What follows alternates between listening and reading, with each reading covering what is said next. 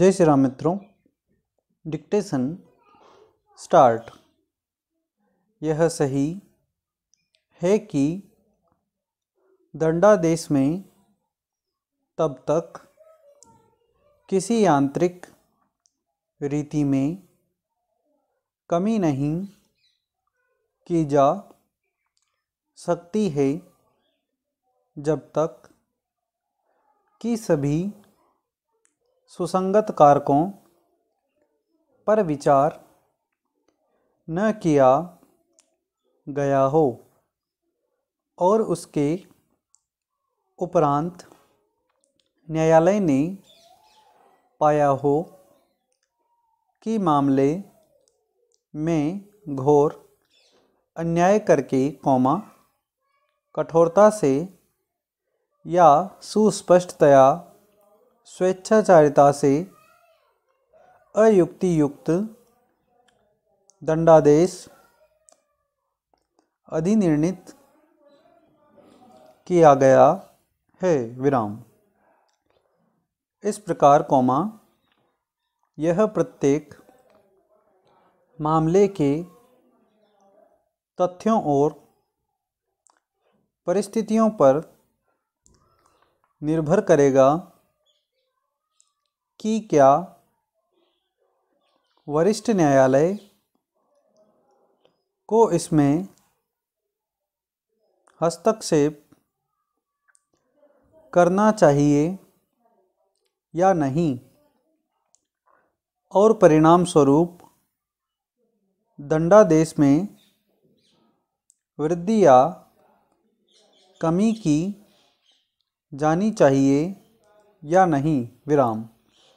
प्रस्तुत मामले के विलक्षण तथ्यों और निकाले गए निष्कर्षों पर ये बातें लागू करते हुए हमारी यह सुविचारित राय है कि अपीलार्थी को दिए गए दंडादेश की मात्रा पर पुनर्विचार किया जाना चाहिए विराम। Para change. हम ऐसा निम्नलिखित कारणों से कह रहे हैं विराम। प्रथम यह स्पष्ट है कि व्यपहरण के कार्य में कोई बल प्रयुक्त नहीं किया गया था विराम। कोई पूर्व योजना नहीं थी किसी आयुध का प्रयोग नहीं किया गया था या कोई अभद्र हेतु नहीं था विराम। यद्यपि भारतीय दंड संहिता की धारा 359 और 361 के अधीन यथा परिभाषित अपराध में ऐसा कोई संघटक नहीं है जिसमें किसी बल का प्रयोग किए जाने या कोई अस्पष्ट आशय सिद्ध करने की आवश्यकता हो तो भी दंडादेश देने के प्रक्रम पर अपराध की अनिष्ठुरता पर विचार किया जाना चाहिए विराम। Para change. द्वितीय यद्यपि यह एक निर्धारक कारक नहीं है तो भी घटना के समय पर अभियुक्त की युवा आयु की अनदेखी नहीं की जा सकती है विराम। जैसा कि पहले उल्लेख किया गया है अपीलार्थी स्वयं वयस्कता के कगार पर था विराम। अपराध करने के समय पर उसकी आयु लगभग 18 या 19 वर्ष से अधिक नहीं थी और स्वीकृत रूप से यह एक प्रेम संबंध का मामला था विराम। अतः ऐसी युवा और अति देश संवेदनशील आयु में उसके कार्यों को सुधार की आशा के साथ न कि दंडात्मक दृष्टि से देखा जाना चाहिए विराम। Para change. तृतीय कौमा दीर्घकालिक विचारण और विभिन्न स्तरों पर विलंब होने के कारण कौमा घटना घटित हुए 22 वर्ष से अधिक बीत गए हैं विराम। पीड़िता और अपीलार्थी दोनों की अब लगभग 40 वर्ष आयु हो गई है विराम।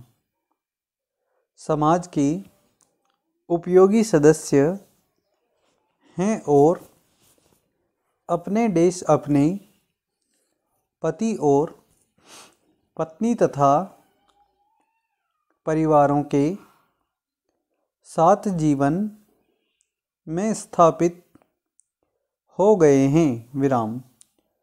अतः अपीलार्थी को इस प्रक्रम पर कारागार में वापस भेजने से न्याय के उद्देश्यों की पूर्ति नहीं हो सकती है विराम। Para change. चतुर्थ कौमा प्रस्तुत अपराध भावावेश में किया गया था विराम।